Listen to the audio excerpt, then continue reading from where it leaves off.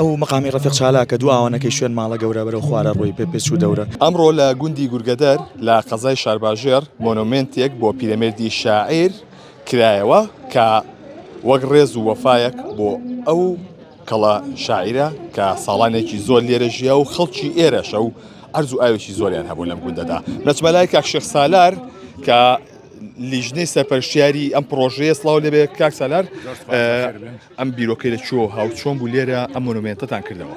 زۆر سپاس بە خێراتنی کەناڵەکەتانەکەین، عەزیەتان چێشاوە، سپاسی ئەرکومان و بوونتانەکەین.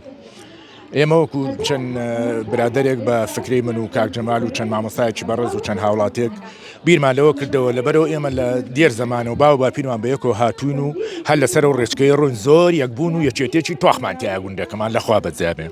لەبەرەوە بڕیارمان نا بە کۆی دەنگ بڕیارمان نایمە وەکو وەفایەک بۆ شاعیری گەورەی گەلەکەمان پیرەمێرد هەڵچین بە دروستکردنی باخچەیەک و وێنەیەکی جوان کە دیار بێت لە ناوچەکەیە. لەبەرەوە ناوچەکەشمان مەنتەقەیەکی گەشتیاری و تەقریبەن بەرەو فراوەبوون دەچێت.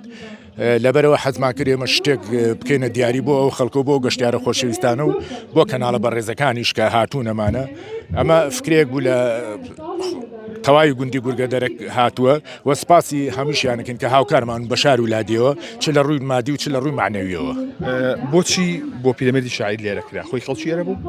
پیرەمێردی شاعیر لە شیعرەکانی و لە هۆندرا و پەندەکانە شارەتی بە چەند شتێکاوە کە لە گوندی گورگێر ژیاوە. یەکێ لەوانە ئەڵێ ڕەز و خانوومان بوو لە گورگەدەر، مەبەستەکەوتە لە شیعرەکە شالیان نووسراوە. ئەڵێ ڕەز و خانوومان بووە لە گورگەدەر و ئێمە هاوینان هاتوون بە دوان نردومانە هاتوون بە دوامانە و چوونەتەوە گورگێر و ئەمانە مەیەکێ لەو شتانە و دوو زەویشیان هەیە لێرە بەناوی مەحموو زەویەکان بەرایەک و زەویەکە تا ئێستا و بەراو زەویە هەر بەناوی مەحموو ئاغای باوکی حاجی تۆفیقەوە کە پیرەمێردە.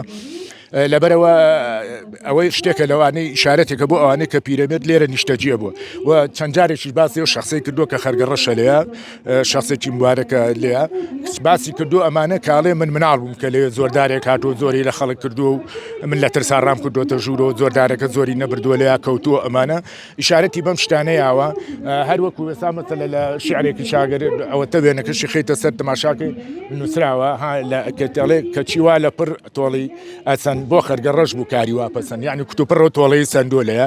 لەبەرەوە ئێمەش بۆ ئەو دیاریانە و شتانەی کە ئەو باسی کردووە لە گورگێرە ئێمە شتوانیمان شتێکی کەمیێتێکی کەمیش بێ پێشکەش و شاعیرە گەورەی بکەین. زۆرسپاس بۆ کاک شێخ سالار. منەمێ بچمە لای هونەرمەندی گەنج بێژەن جەزا کە خەڵکی گورگەدەرە بەچینە سەروتر. سڵاو لێبێ.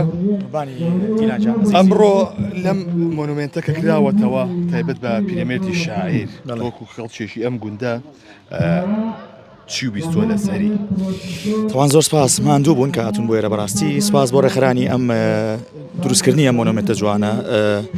طبعاً وجودی هەر جوڵانەوەیە وجودی هەر شتێکی بارز لە بواری ڕووناکبیری و ئەدەب و ڕۆشنبیریەوە لە هەر لادەیەکە دەلالەتە بۆ ئەوەی کە خەڵکی ئەو گوندە خەڵکی ئەو دەڤەرە باڵپشتی یاخود خۆشەویستیی زۆریان هەیە بۆ ئەو بابەتە. من لە مناڵیەوە بەڕاستیەوەی کە خەڵکی گورگێر بێ لە مناڵیەوە ئاشنای ڕۆشنبیریە، ئاشنای هونەرە، ئاشنای سەقافەتە. منیش وەکو بەڕاستیێک لە نەوەکانی خەڵکی گورگێر زۆر شانازی پێوەکەم ئەو خۆشویستنە بۆ ئەدەبیات، خۆشویستن بۆ کەڵە هونەرمەندەکانمان.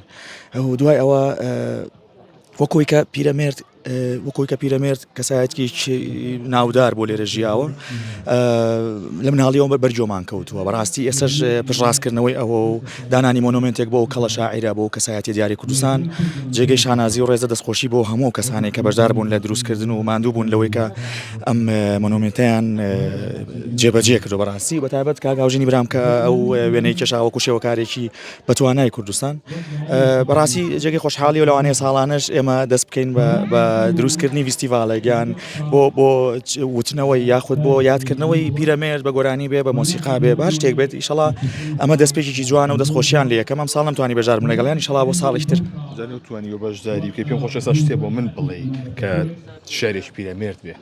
وەڵاهی ئەو خۆرە تواومەتەوە لە بەریادەتی کامراوەتی بۆ پیرەمێردە ئازانم بۆ پیرەمێردە بەس ئەمە بیری خەڵکی بخەمەوە کۆمەڵێک گۆرانی زۆر جوان کە کراون بە گۆرانی کە کراون بە مەقام شعری کەڵە هونەرمەند کەڵە شاعری کورد پیرەمێردە لە هەرە دیارەکانی ئەو مەقامی ڕەفیق چالاکە دواوانەکەی شوێن ماڵە گەورە بەرەو خوارە ڕۆی پێچوو دەورە دیلان ناتوان بە مقام بۆ بڵێم ئینشەڵا لە داهاتوویکی زۆر نزیکە ئەوە بە تایبەت بەرنامێکی تایبەت خۆمە ئەمان بێ وعدە دڵنیابە بەسەم گەرمایە هەمووی بیر بردوومەتەوە قوربانی دووبارە بەخێر بەڵێ ئەوەی کە بینن ئەمڕۆ مۆنومنتێک بۆ پیرەمێردی شاعیر لە گوندی گوردگەدەر لە قەزای شابەشەر کرایەوە کە خۆی خەڵکی ئێرەیە و ساڵانێک لێرە ژیاوە بۆیە لە هەندێک لە تێکستی شێعرەکانیشدا بە ناوی گورگەدەری هێناوە و ناوی ئەو شخصەشی هێناوە کە بەرامبەر ئەم مۆنومنتەیە.